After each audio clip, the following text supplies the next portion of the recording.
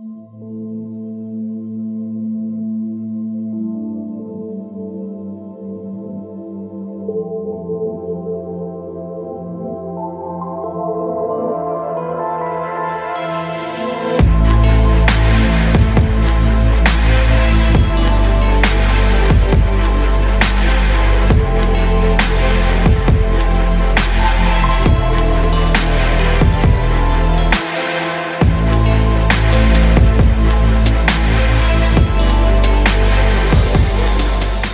I get warmed up, I always lay everything out.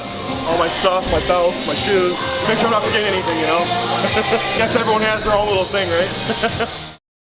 I am just outside of Chicago with none other than Eric Lilliebridge and the entire Lilliebridge family, the strongest family in powerlifting. Come on, son. Lock it in. Oh! Now, first and foremost, I'm talking to Eric because Eric, at 26 years old, Yes. you just smashed a 1,045 pound squat. Yeah, PR. That was the first time in my life I've ever seen 1145 stacked up on a squat bar. First and foremost, how does a lift like that feel? Like, what do you feel like when you're under the weight? Honestly, once you're warming up and the jumps are consistent, it doesn't feel too bad. You know, if you made a big jump to it, it might feel really heavy, but I make my jumps perfectly, 40, 50 pound jumps after a certain point, so where, I'm ready for my top set, and it's not such a shock to my body.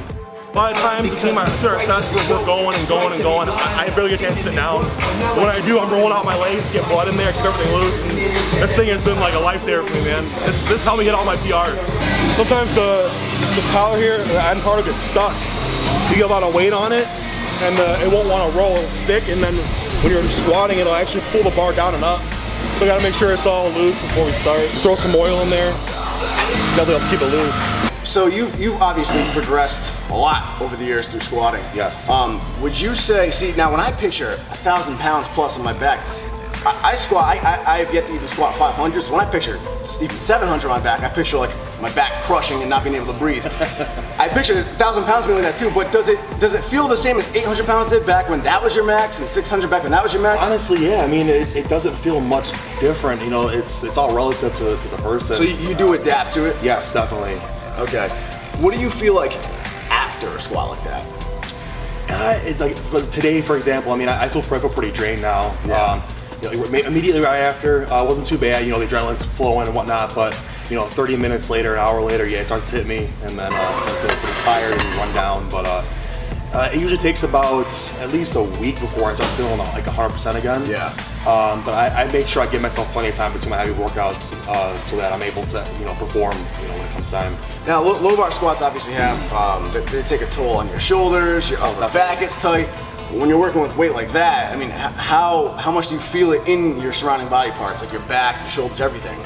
Now that I'm a couple of years into doing it, it's not as bad. But when I first made the switch from high bar to low bar, it was pretty difficult. My shoulders would get tight all the time, get really bad soreness. My forearms would ache, my elbows would ache. But now that I'm adapted to it, it's actually not so bad. I feel it more like in competitions. Yep. When I go to bench afterwards, like everything pretty much it aches, and then taking like anti-inflammatories, muscle rubs help at that point, but it only does so much. Right. So one of the things I noticed about you is you are one of the most calmest lifters I've ever seen. Even right up into your last set, even before your top set. A lot of times I get with lifters and they might be fine during warm-ups, but as soon as they get in heavy weight, you don't talk to them. They're in their zone no matter what. Before your top set of 1,045, I saw you laughing. I thought you saw you actually like joking and chatting with friends. Yeah, we're used to it. Like I told you before, it's when we all train together. We're helping each other. Yeah. I'm up in between my sets, spotting, loading, talking. So I might get about 5-7 minutes where I'm actually just sitting down, resting, and getting in my zone.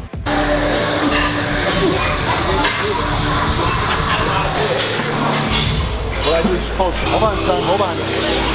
Center. Come on, son. Right there. Lock it in.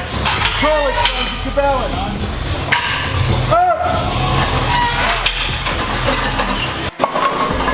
And speaking of rest time, I see you use a stopwatch. Yes, yeah, I've been doing that for years. Okay. Like I'm saying, I try to get it like just perfectly 15-20 minutes to try and mimic a competition. Okay. Because your attempts are going to be in that range depending on your flight, how many people are in there. But generally the meets that I do, there's at least 15 people in a flight. Yeah. So, you know, each lifter is at least a minute, so I try to just get it pretty close. So you're only 26, which is pretty young, especially if you're squatting just about the world record. The current world record is 1,058. 58. Yeah. So you're right behind it. Close. And this was a 9-pound PR for you too. Yes.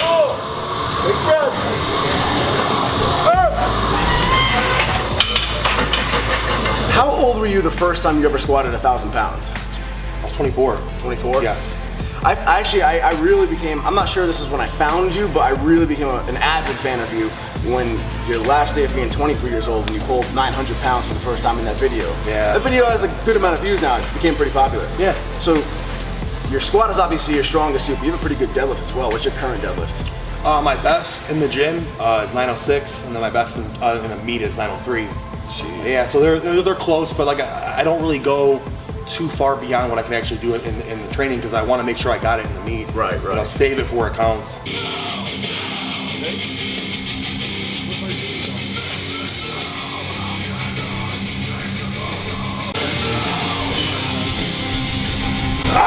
When did you start lifting? At what age? I was 13. 13? I mean that.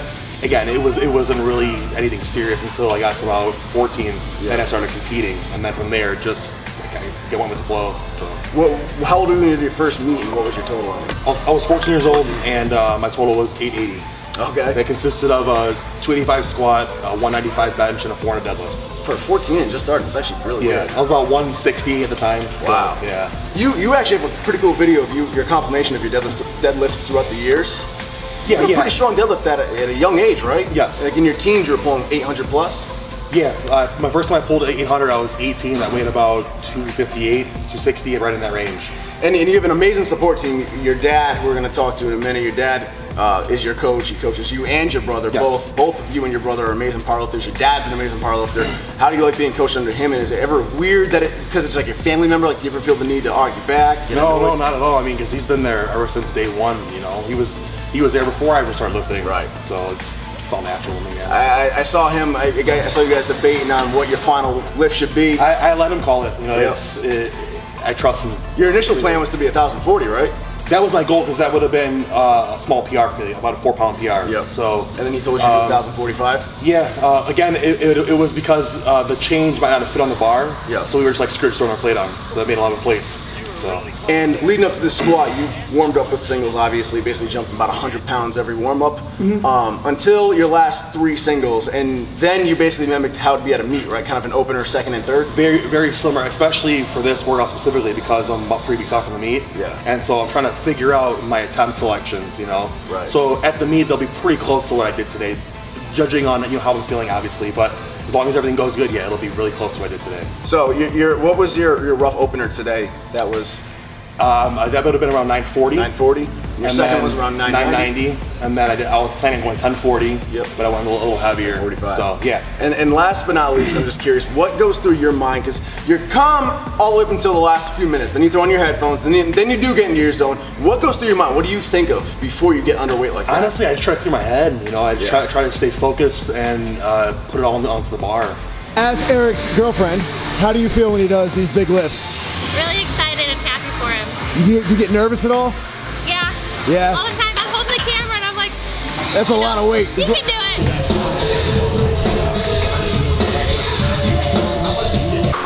I'm ready.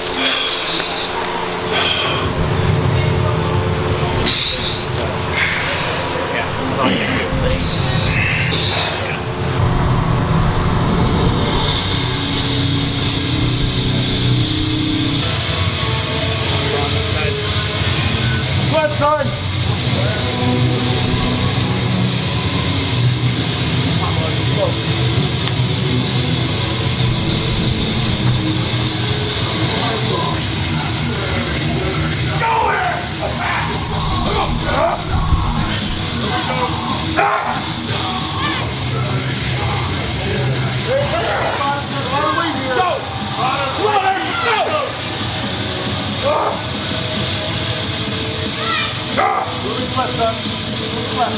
Right there. Lock it in, son. Steady. Take your time. Big break, son. Control it.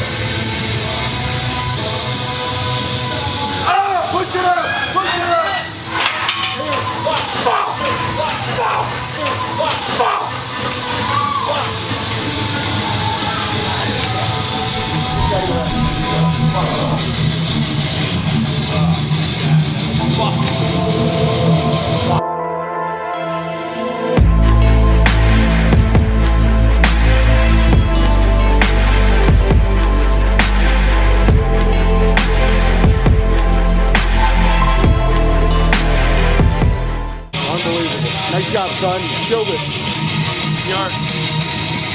You take on you coach clients, right? Yes. So if a client wants to reach out for you for coaching, Yes. how do they reach you?